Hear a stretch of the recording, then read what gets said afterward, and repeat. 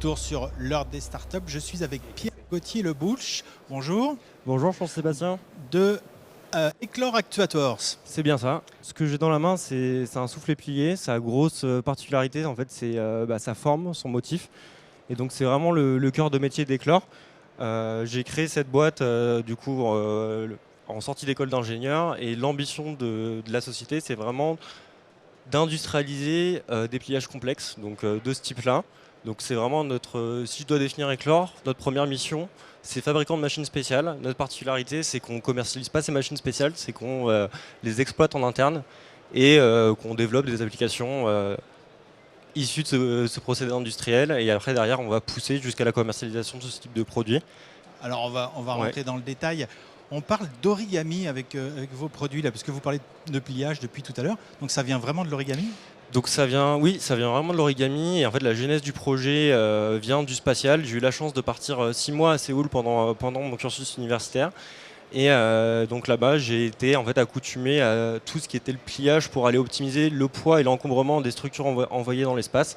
Et en faisant un peu un état de l'art de ce qu'on retrouvait dans le civil, je me suis rendu compte qu'il n'y avait pas tant d'applications utilisant le pliage, alors que c'est un potentiel assez monstrueux pour aller bouleverser la mécanique. Et je me suis dit, j'ai une mission, c'est trouver un procédé industriel permettant d'automatiser ce type de conception de produits.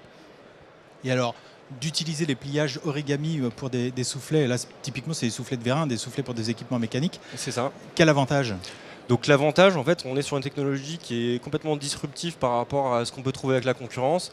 Donc les soufflets de la concurrence, c'est des soufflets qui n'ont pas bougé depuis un siècle quasiment. Nous, on est sur une technologie qui est relativement robuste. On peut faire un parallèle un peu avec un exosquelette. Donc on est rigide tout en étant souple pour absorber les chocs. Et la grosse particularité, ça va être les gros taux en fait, de compression. Donc on est beaucoup plus compact que la concurrence, beaucoup plus léger. Et en termes de résistance dans le temps, on éprouve nos produits jusqu'à 10 millions de cycles avant d'aller commercialiser un produit. Donc, voilà. Les matériaux, c'est quoi ? Donc on est sur des matériaux, on est sur des copolymères. C'est un matériau qui nous appartient. On maîtrise vraiment toute la chaîne de valeur, de la matière première jusqu'au produit fini. C'est compliqué, il y a des sucreries pour produire ce type de composants ? Pour produire ce type de composants, autant vous dire que c'est pas à la portée de tout le monde, parce qu'on ne peut pas aller voir un fabricant de machines et lui demander d'acheter une machine capable de faire ça, parce que ça n'existe pas aujourd'hui. Ou il faut aller nous le demander à nous. Il faudra peut-être réfléchir et discuter 2-3 minutes, mais oui, il y a une grosse barrière à l'entrée en fait. Il y a le process industriel et la barrière à l'entrée.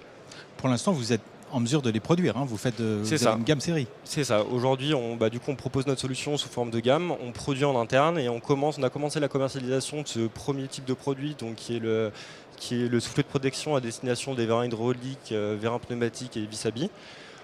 Pour l'agricole, le BTP et les machines spéciales. Donc c'est un marché qui prend bien à premier abord. J'ai pas trop envie de m'avancer, j'attends de voir la première année de commercialisation. Et on a déjà prévu sortir un deuxième produit, je me permets, qui a vocation en fait des fabricants de machines et des fabricants d'engins robotiques. Et donc ça s'appelle un préhenseur et ça permet d'aller saisir des pièces relativement complexes. Montrez-le devant vous. Non. Devant moi, oui, la caméra est juste là. Donc la grosse particularité, ça va être la flexibilité en fait, de l'actionneur pour aller s'adapter à des surfaces qui sont courbes.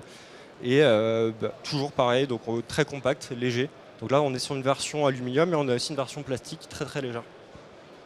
Donc on le voit, hein, on part sur des soufflets de vérin qui sont plutôt linéaires. On va maintenant sur des solutions qui sont plus flexibles et la gamme va s'élargir autant que possible. Et si vous trouvez un partenaire pour de l'industrialisation, vous êtes heureux sur le salon.